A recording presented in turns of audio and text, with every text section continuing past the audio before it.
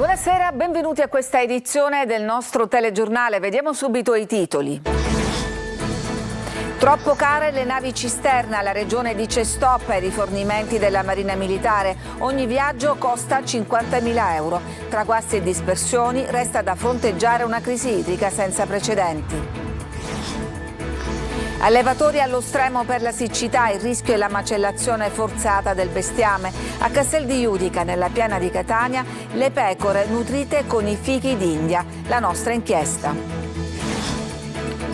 Divieto di balneazione su 2 chilometri di costa nel litorale nord di Messina. Sequestrato un locale che scaricava i liquami in mare a causa di una pompa non funzionante.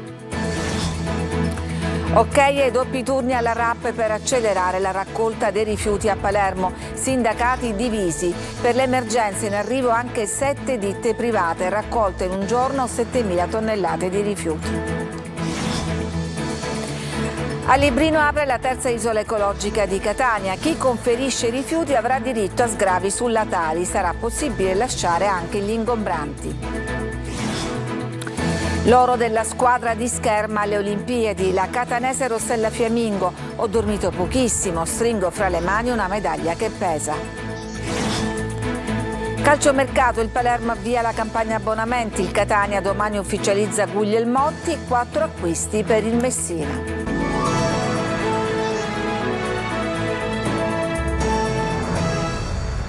Troppo care le navi cisterna, la regione dice stop ai rifornimenti della Marina Militare, ma resta da fronteggiare una crisi idrica senza precedenti. Adelaide Barbagallo. L'acqua non si può pagare a peso d'oro. La regione dà lo stop alla Marina Militare per i carichi con la nave cisterna. Ogni viaggio costa circa 50.000 euro, per una spesa pari a 43 euro a metro cubo, cifra troppo alta a fronte di un prezzo di mercato imposto a Siciliacqua pari a 69 centesimi al metro cubo. Ci saranno altre fonti di approvvigionamento per portare l'acqua al porto di Licata, assicura la regione. Ad Agrigento, intanto, migliaia di cittadini nelle prossime ore scenderanno nuovamente in piazza, esasperati anche per tutta l'acqua che, anziché arrivare nelle loro case, si disperde per colpa di tubature fatiscenti e piene di buchi. Il guasto alla rete nei pressi della via Gioeni. Decine di metri cubi d'acqua si sono riversati nelle caditoie fino alla sottostante piazza Aldomoro innanzi alla prefettura.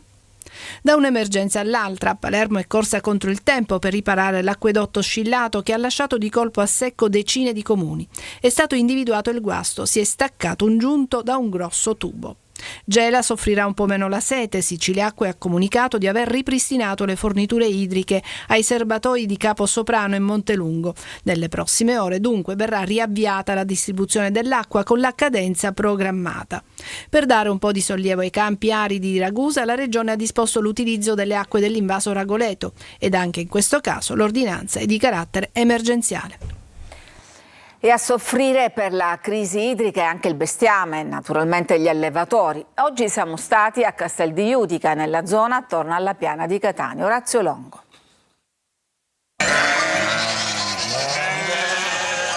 Sembrano volerci dire abbiamo sete. Qui siamo a Castel di Judica, attorno alla piana di Catania.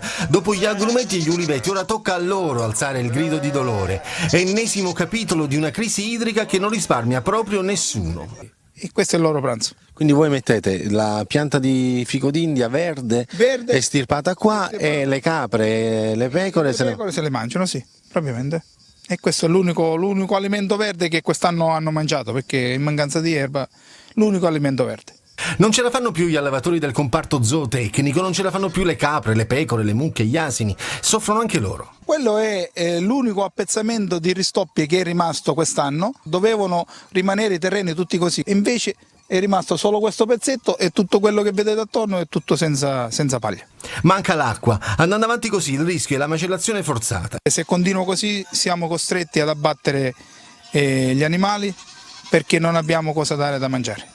Lo stop alla produzione di latte e formaggi o semplicemente un aumento esponenziale dei prezzi al dettaglio, se è vero come è vero che per abbeverare il bestiame bisogna procurarsi l'acqua dalle autobotti a 300 euro alla volta, che significa ogni 2 giorni. E ogni 2 giorni dobbiamo fare arrivare un'autobotte e provvedere per l'acqua per gli animali. Naturalmente non basta dire che è un'estate eccezionalmente calda e secca, non basta neanche dire che ha piovuto poco d'inverno. Quello che si vorrebbe sentire è che si è avviato un programma serio di ristrutturazione della rete idrica, sempre più vecchia e malfunzionante, e un progetto di costruzione di impianti adeguati al 2024 per la raccolta e la distribuzione dell'acqua, senza dover aspettare l'estate più secca degli ultimi 20 anni per delegare agli altri le responsabilità e fare spallucce. Mare inquinato a Messina, proprio nella Riviera Nord, la più frequentata. Oggi sequestro di un locale che avrebbe scaricato in mare i liquami. Francesco Triolo. 2 chilometri di mare sulla Riviera Nord messinese interdetti alla balneazione da una settimana dopo il divieto disposto dal Comune a seguito della segnalazione dell'ASP sulla presenza di batteri inquinanti.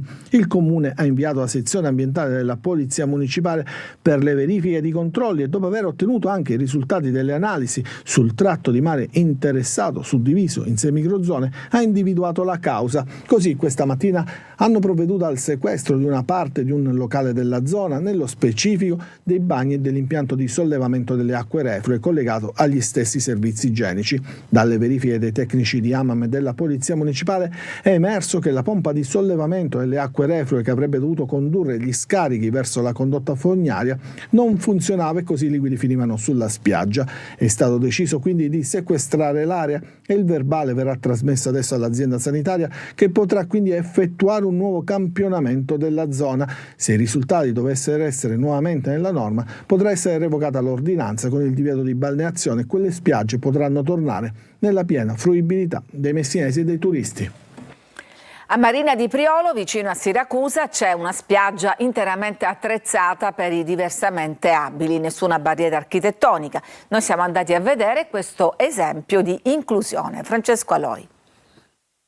Al mare senza barriere. No, non è uno slogan, ma la realtà. Siamo a Marina di Priolo, a qualche chilometro da Siracusa. Qui il comune ha dedicato un tratto di spiaggia libera ai diversamente abili. Sono ritornato in acqua a fare il bagno autonomamente e con gli operatori che ci assistano in qualsiasi movimento. Facendo un giro notiamo che l'inclusione è veramente di casa. 10 le postazioni attrezzate, ombrelloni, lettini, passerelle e bagni. Tutto è pensato per chi è in sedia a rotelle. L'anno scorso abbiamo fatto una sperimentazione, è andata benissimo e l'abbiamo fatta per un mese. Quest'anno abbiamo raddoppiato in 2 mesi. È un'operazione che abbiamo fatto del tutto gratuitamente. Chi viene qui non è mai solo. C'è infatti un servizio di accoglienza con operatori qualificati. Qui siamo una grande famiglia, finalmente loro possono venire, possono stare con noi, se vogliono entrare in acqua noi siamo con loro, li aiutiamo. Possiamo stare con loro pure a parlare, è anche un modo per socializzare. Ma il mare deve essere accessibile sempre, qui come altrove. E secondo gli ultimi dati, sembra che su questo fronte la Sicilia stia facendo passi in avanti. 2014 i numeri erano 10 spiagge accessibili in tutta la Sicilia, siamo arrivati al 2024 con ben 194 spiagge accessibili, di cui 50% pubbliche e 50% private. Alcune notizie di cronaca. Perché non ti ammazzi così evito di farlo io, ti voglio morta. È il contenuto inviato da un 24enne alla sua ex fidanzata. L'uomo, dopo la denuncia della ragazza, è stato arrestato e posto ai domiciliari per atti persecutori dai carabinieri di Catania con l'obbligo del braccialetto elettronico. Non mi arrendo fin quando non la uccido, avrebbe detto il ragazzo ad alcuni conoscenti. Ha cercato di impedire ai familiari di un paziente di entrare nell'area di emergenza, come previsto dal regolamento. Per questo una guardia giurata in servizio al pronto soccorso dell'ospedale Cervello di Palermo è stata aggredita. E sempre a Palermo i ladri sono entrati nel reparto di radioterapia dell'ospedale civico e hanno svaligiato gli armadietti dei dipendenti. Per fronteggiare l'emergenza rifiuti a Palermo i sindacati hanno accettato i doppi turni. La CGIL però è contraria. Intanto in soccorso della RAP arrivano 7 ditte private. Marco Gullà. Nel delicato e surreale puzzle dell'emergenza rifiuti a Palermo un'altra tessera viene inserita, quella dei doppi turni. I sindacati della RAP hanno cambiato nuovamente idea e hanno dato il benestare ai turni in più per i lavoratori, che quindi potranno guadagnare di più sfruttando lo straordinario, ma dovranno faticare maggiormente per ripulire la città. In un giorno abbiamo accumulato più di 2000 tonnellate di rifiuti che si aggiungono a quelli ancora da raccogliere, ha detto il presidente della RAP Giuseppe Todaro. Speriamo adesso in una settimana di riportare la situazione alla quasi normalità. La normalità sarà solo possibile nei prossimi mesi, ma tra i sindacati adesso è scontro aperto con la CGIL che continua a dirsi contraria ai doppi turni. Per affrontare l'emergenza e pensare al futuro, una nota sindacale appunto della CGIL, è necessaria l'assunzione immediata dei 306 operatori ecologici vincitori del concorso e l'assorbimento di tutti i 46 autisti. E mentre i sindacati litigano, la città, nonostante gli sforzi della RAP e di svariate ditte private, continua a versare in condizioni di grande precarietà. Molti quartieri come Tommaso Natale sono ancora invasi dalla spazzatura e, seppur di meno rispetto a qualche giorno fa, continuano anche i roghi di rifiuti. Un'emergenza ancestrale che ormai è consuetudine per la città di Palermo. Restiamo in tema perché a Catania è stata aperta la terza isola ecologica a Librino. Chi conferisce otterrà degli sgravi sulla Tari e potrebbe anche risolvere il caso degli ingombranti. Giussi Lazzara. Apre a Catania la terza isola ecologica. Il centro comunale di raccolta in viale Biagio Pecorino a Librino servirà a tutta la città per conferire diversi tipi di rifiuti, comprese quelle frazioni che non vengono ritirate a domicilio.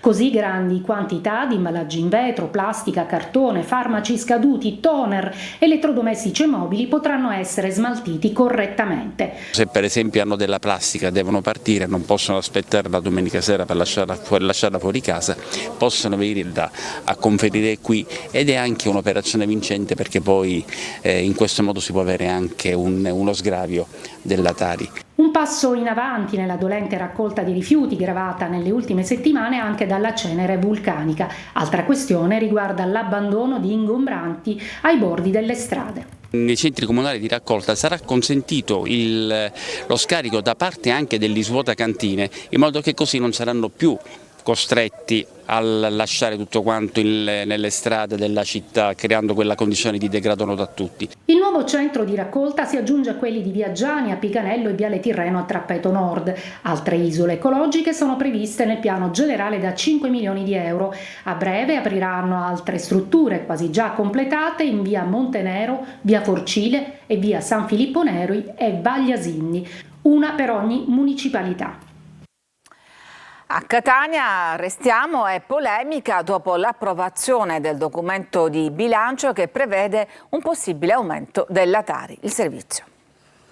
La questione Tari, la tassa sui rifiuti, è al centro delle polemiche interne all'amministrazione comunale di Catania. L'approvazione del documento di assestamento di bilancio, che prevede un aumento dei costi per 2,7 milioni di euro nei prossimi 2 anni proprio per il servizio di gestione dei rifiuti urbani, fa salire la tensione all'interno del Consiglio comunale.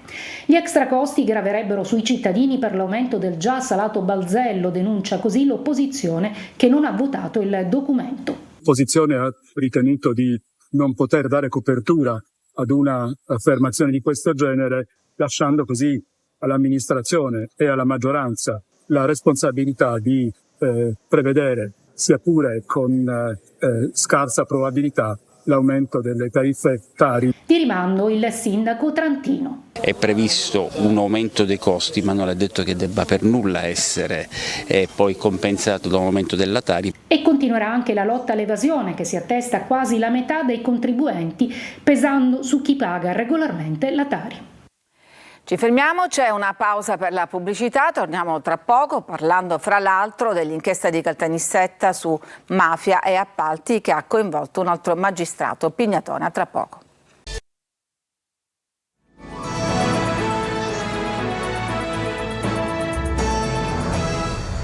Il Collegio Nazionale dei Probiviri di Forza Italia ha deciso di sospendere con effetto immediato la sospensione di 20 giorni decisa nei confronti dei deputati azzurri Edmondo Tamaio e Ottavio Zacco, riservando ogni decisione all'esito dell'istruttoria.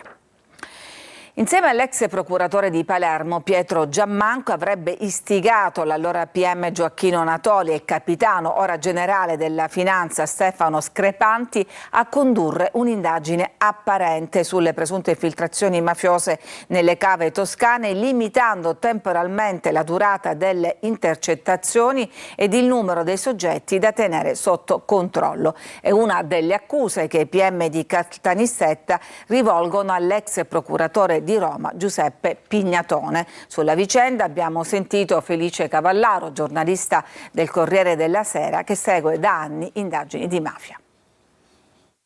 Siamo alla sconfitta di un'intera stagione dell'antimafia. Indagare è un obbligo, ma temo che le inchieste che si stanno rovesciando su uomini come Gioacchino Natoli e adesso Giuseppe Pignatone siano destinate alla prescrizione, tranne che non si voglia indagare per stragi, omicidi. Se si tratta di indagare sulle omissioni o sulle bobine che c'erano o non c'erano, andiamo verso la prescrizione e quindi rischiamo di trovarci con le mani piene d'aria. I magistrati di Caltanissetta riusciranno a trovare il bandolo della matassa interrogando Pignatone o Natoli? Già si capisce come vanno le cose appena li interrogano, si avvalgono della facoltà di non rispondere e quindi l'amarezza diventa una gran pena.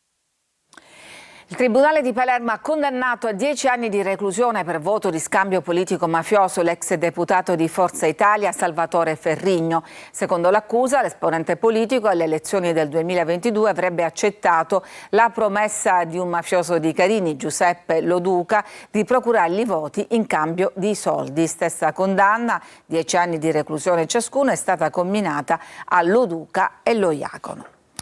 E siamo adesso agli spettacoli. Un cantautore amato da tutti, dagli adulti ai più giovani, Francesco De Gregori, inizia dalla Villa Bellini il suo tour siciliano. Francesco Aloi. E con le mani, amore, per le mani ti prenderò. Ha fatto cantare ed emozionare generazioni di italiani e lo fa tutt'oggi. Sempre per sempre, dalla stessa parte. Chi lo definisce principe, chi poeta. Sì, perché le sue non sono semplici canzoni ritmate, ma delle vere e proprie poesie, che non si fermano ad una stagione, ma durano una vita intera. Generale, dietro la collina, ci sta la notte cruca e assassina. La sua generale è una delle più amate. Provate a canticchiarla ad un ragazzo, quasi sicuramente. Ci fermiamo, c'è un'altra pausa, ma restate con noi perché subito dopo andremo a sentire l'emozione e la gioia di Rossella Fiammingo che, come sapete, ha portato a casa l'oro nella squadra di spade. A tra poco.